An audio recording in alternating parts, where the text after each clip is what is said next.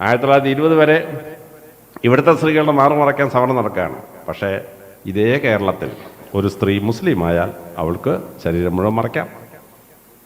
കേരളത്തിൽ തന്നെ ഈ സമരം നടക്കുമ്പോൾ തന്നെ മുസ്ലിമിന് ശരീരം മുഴുവൻ മറയ്ക്കാനുള്ള അവകാശമുണ്ട് സ്ത്രീക്ക്.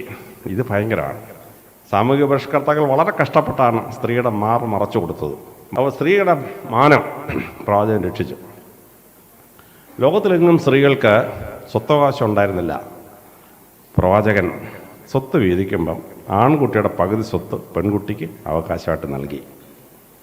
ലോകത്തിലെല്ലായിടത്തും കല്യാണം കഴിക്കുമ്പം സ്ത്രീയുടെ വീട്ടിൽ നിന്ന് പുരുഷൻ്റെ വീട്ടിലോട്ട് സ്ത്രീധനം ഒഴുകി. പ്രവാചകൻ പറഞ്ഞു, അന്തപ്പണി വേണ്ട, സ്ത്രീയുടെ വീട്ടിൽ നിന്ന് പുരുഷൻ്റെ വീട്ടിലോട്ട് സ്ത്രീധനം പോണ്ട.